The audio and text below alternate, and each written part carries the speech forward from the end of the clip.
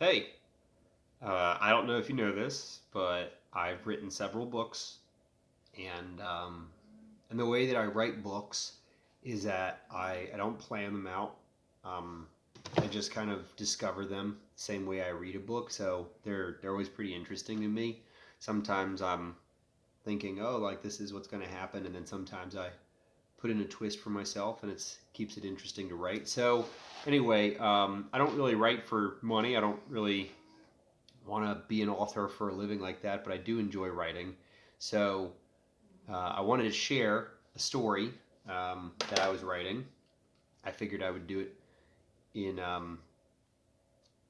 in sections, a couple videos. But the story I wanted to share, I wrote, is called "The Stones in the Sword." It's kind of a play on Sword in the Stone. So the back of the book, which by the way, I'm always terrible at writing these things. I said this is the story about Alexander, which is my middle name. Alexander is a nobody kid who goes on an adventure. He meets some friends along the way and also some enemy or bad guys. He also finds a sword. The sword is missing some stones in the hilt, and the stones are magical. If he finds a stone and puts it in the hilt, the sword gives him magic powers, something like that. So the goal is to kill the king because he is probably a bad guy. Why would the kingdom be so lousy if the king wasn't a bad guy? This story is aimed at high school students. Adults would probably like it too, but not if you're too old to read. Well, you might like it if somebody read it to you though, so maybe. I'd rate it at PG-13. I would say this is an Italian fantasy tale.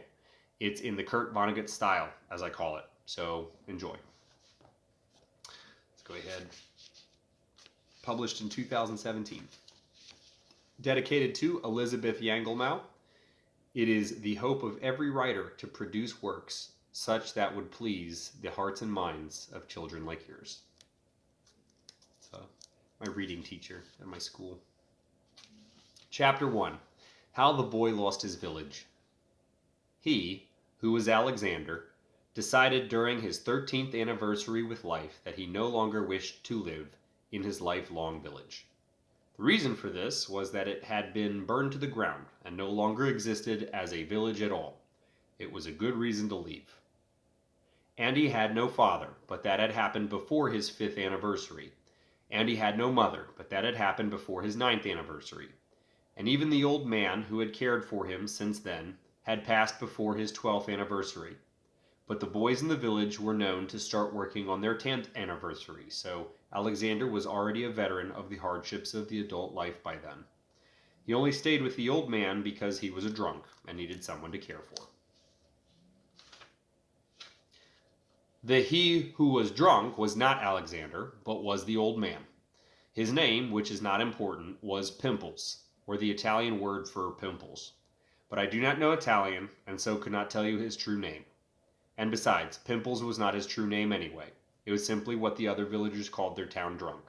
His real name was not important. Pimples died before his 40th anniversary, which made him the 3rd oldest man in the village. And although many men were known to live well past their 60s in the courtyard, never did a man survive his 30s who was condemned to the king's army. Pimples had betrayed his king and once led a revolution against the courtyard, but it failed, and he had lost an arm for his troubles. And losing the arm was a trouble too. And he did not lose it like he often lost his trinkets or sometimes his mind. He lost it like a son might lose a father before his 5th anniversary. And he told Alexander many stories about the king in the courtyard. How there was a time before when men in the village could live beyond their 30s, and this was a long time ago. Alexander often wondered how his old friend could know of any time before his own, since the village did not keep any records, and the oldest man in the village was celebrating his 43rd anniversary at the time. And Pimples had been drunk at the time of the telling, so that also made a difference. On the day Pimples died, he was consumed by his alcoholism and fell off the only stone bridge in the village. The river had dried up some time before, so he did not drown, but his neck broke and he was killed anyway. The villagers did not bother the corpse. They thought it was sleeping. When Pimples did not return to the small shack they shared, Alexander knew that he was not sleeping but must be dead. The old man could not sleep without first having digested enough of his special tonic, enough such that it would have put a grown horse to sleep. There were 3 bottles prepared for that purpose, and all 3 were full the next morning, and that was how Alexander knew of Pimple's fate. There was no funeral. Dead Pimples didn't smell much worse than live Pimples, so they just let him stay under the bridge. And one night the wolves came and tore up his flesh. They were drunk for nearly 2 days and left the village alone. And he, who was Alexander, took possession of the nightly elixirs and stashed them in his knapsack with his smooth stone and a letter his mother wrote to him upon her deathbed.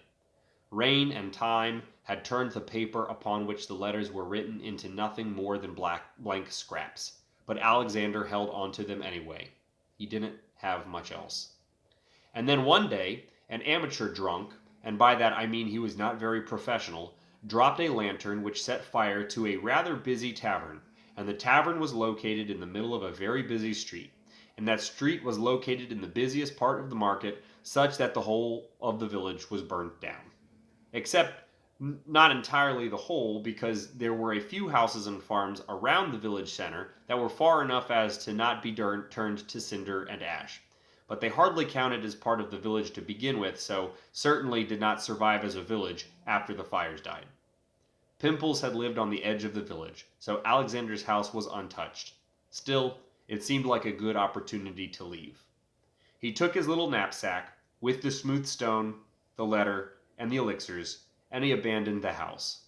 When he came across the new village governor, since the old village governor had burned up quietly in the tavern, he offered him the house of Pimples as the new village headquarters and informed him that he, who was Alexander, was leaving the village and could be taken off the census papers. But since the census papers were located in a busy administrative building on a busy street, they were also burned.